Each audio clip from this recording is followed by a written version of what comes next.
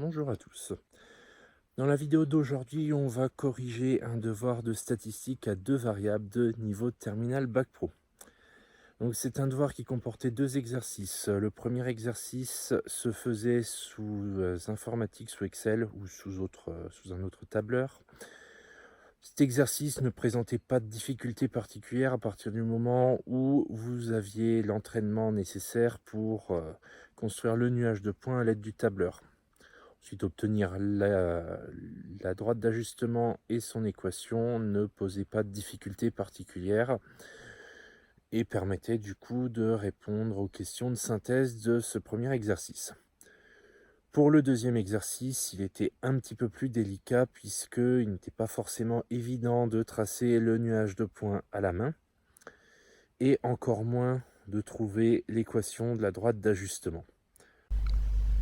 Donc on jette un œil au sujet et à notre exercice 1. Donc on a ici la situation, on nous présente en fait une situation où Fanny vend du jus de fruits, en l'occurrence du jus de pomme, qu'elle produit.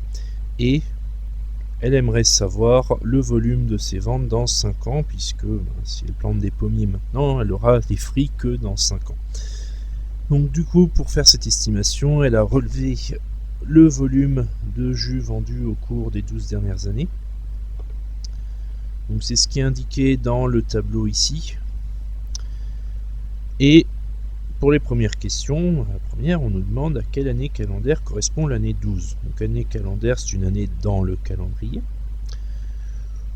Donc si l'année 1, ici comme indiqué dans l'énoncé, c'est 2007, que l'année 2 c'est 2008, que l'année 3 c'est 2009, si on continue, l'année 4 sera 2010, l'année 5 2011, et ainsi de suite, on arrivera à année 12 2018. 5 ans après 2018, on a 2023. C'est réponse à la question 2. Donc là, deux premières questions, des questions d'acquisition très faciles. Question 3, on nous demande de construire le nuage de points et la droite d'ajustement affine.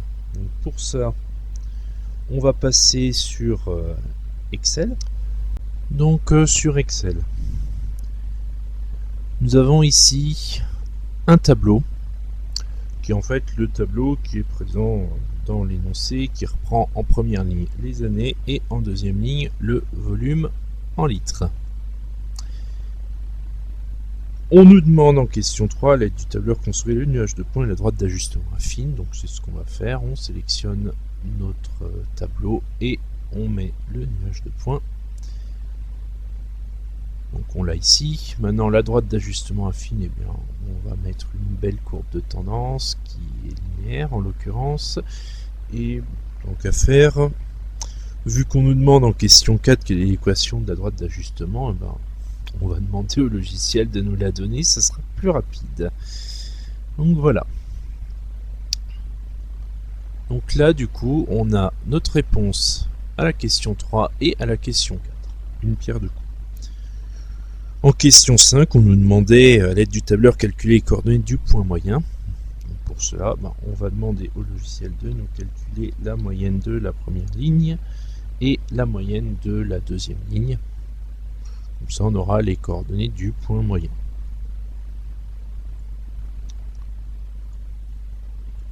Donc mon point moyen, coordonnées 6,5 et 1819,6 si on arrondit. Pour la question 6, on nous demande est-ce que ce point appartient à la droite d'ajustement affine. Bien, la meilleure façon de le savoir, c'est de retracer notre nuage de points, mais cette fois-ci avec notre point moyen et de remettre une courbe de tendance linéaire. Et bon, tant qu'à faire, on va vérifier que c'est bien la même en demandant au logiciel de nous mettre l'équation. Donc là on vérifie. On a nos deux graphiques côte à côte, on en a un avec le point moyen et l'autre sans le point moyen. Donc on le voit, le point moyen il est ici, là où j'ai ma souris. Il est bien sur la droite d'ajustement affine, la droite qui est la même dans les deux cas puisqu'on a la même équation.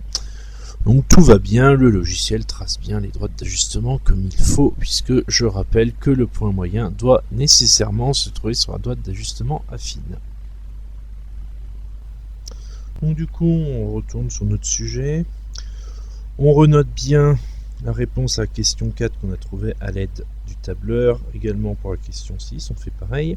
Et on passe à la question 7, estimer le volume de jus de pomme vendu en année 17. Donc pour cela, plusieurs approches, soit on fait de la lecture graphique, soit on fait par le calcul. La méthode de résolution que je vous propose, c'est par le calcul. Donc, on reprend l'équation de notre droite, ici, sauf que le x, qui est à l'origine ici, on l'a remplacé par 17, tout simplement parce qu'on est en année 17. On effectue ce calcul et on obtient notre résultat, donc 3065,9 litres. Bien entendu, on n'hésite pas à mettre une petite phrase pour compléter. On estime que le volume de jus de pomme vendu en année 17 est de 3065,9 litres. Donc du coup, la réponse à la problématique, là, il n'y a rien de plus, il n'y a pas de calcul supplémentaire. Par contre, il faut formuler les choses et répondre à la problématique: quel volume de jus de pomme Fanny peut espérer vendre dans 5 ans. Donc il suffit simplement de dire que dans 5 ans, précisant en 2023 pour lever toute ambiguïté, Fanny pourra espérer vendre 3065,9 litres de jus de pomme. Donc, il y avait bien appelé sur ce devoir, appeler le professeur, puisque le tableur était évalué. Donc ça n'est pas vraiment de surprise. L'exercice 2. Celui-là se faisait uniquement à l'écrit. Pas d'ordinateur, même s'il pouvait être utilisé pour, pourquoi pas, vérifier des calculs. Donc on a étudié l'évolution du nombre de déchetteries. Donc il y a déjà un exercice très similaire sur la chaîne YouTube en version corrigée. Là, en fait, c'est exactement le même exercice, mais avec des valeurs différentes. Donc, on nous demandait en question 1 de construire sur une copie le diagramme en nuage de points. Donc, notre diagramme en nuage de points est donné ceci. Alors, uniquement les points bleus. Donc à tracer en s'aidant tout simplement du tableau. Niveau des graduations, là il n'y avait rien d'imposé. On mettait le nombre de déchetteries en ordonnée et les années en abscisse. Donc les années, soit on pouvait graduer en années calendaires, donc ce que j'ai marqué en noir, soit les numéroter de 0 jusqu'à éventuellement 14 si on est jusque 2024. Donc ça, c'était au choix. Il fallait simplement être clair dans ce que l'on faisait. Donc déterminer les coordonnées du point moyen G. Alors, on fait tout simplement la moyenne des années ici et la moyenne du nombre de déchetteries. Alors autant en question 1 on nous précisait bien qu'on donnait la valeur 1 à la première année du tableau, etc. Ça permettait d'avoir une aide à la compréhension, notamment sur le diagramme et le nuage de points. Par contre, là, pour calculer les coordonnées du point moyen G, on était quand même assez libre. Donc là, le calcul que je vous ai fait, c'est avec les années calendaires. On pouvait tout à fait le faire en prenant la valeur 1 pour 2011, la valeur 2 pour 2012, etc. jusqu'à 2019. Donc, si on faisait avec les années calendaires, on trouvait 2015 en moyenne. Si on faisait avec les valeurs associées, on aurait trouvé 5. Pour le calcul du nombre de déchetteries moyennes, le calcul indiqué ici, et on trouvait 25,33. Tracer la droite d'ajustement affine. Ça, c'est la question numéro 3. Donc la droite d'ajustement affine, c'est la droite en violet que je viens d'entourer. Donc bien entendu, si on faisait calculer le point moyen avant point G, c'est pour une bonne raison. Comme la droite d'ajustement affine doit passer par le point G, il était fort bienvenu de placer le point G avant de tracer la droite d'ajustement, histoire de faire passer la droite d'ajustement par le point G. Ensuite, déterminer l'équation de la droite d'ajustement affine. Donc je rappelle que l'équation d'une droite c'est sous la forme y égale à x plus b. Donc il fallait trouver petit a et petit b. Donc petit b c'était l'ordonnée à l'origine. On trouve simplement en prolongeant la droite d'ajustement affine jusqu'à faire couper l'ordonnée au niveau de l'origine du repère. Donc là on trouvait environ moins 5.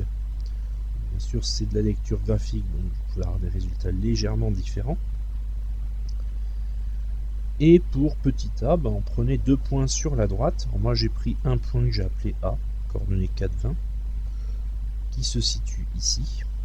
J'ai pris un facile à lire. Et puis, j'ai pris le point G. Ça, on sait que le point G est sur la droite.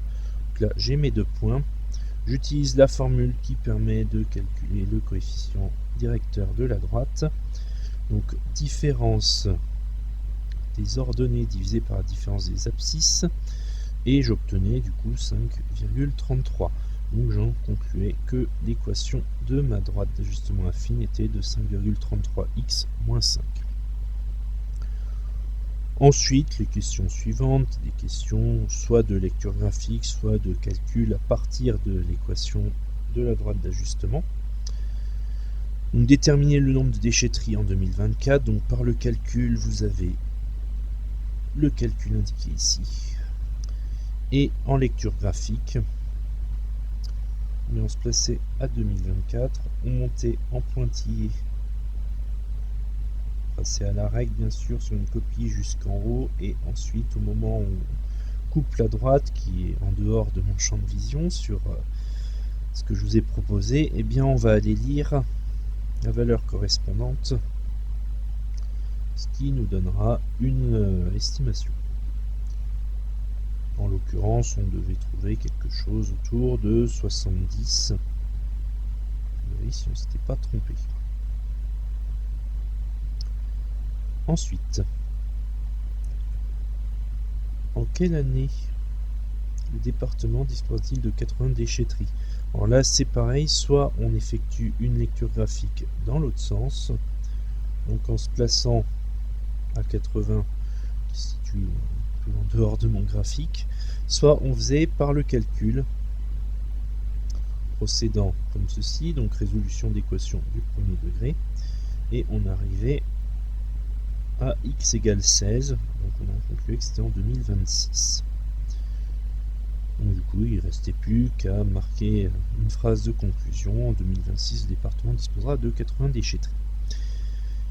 Alors, je vous conseille vivement sur ce genre de questions à procéder par le calcul après avoir déterminé la droite d'ajustement, tout simplement parce que c'est plus précis. Donc on arrive au terme de cette correction. Donc je terminerai cette vidéo en vous disant que dans un objectif CCF, ce qui est donné dans ce devoir est relativement similaire à ce qu'on pourrait attendre d'un élève de terminale lorsqu'il passe son CCF. Savoir que la partie informatique sera forcément présente dans un éventuel CCF sur les statistiques à 2 variables.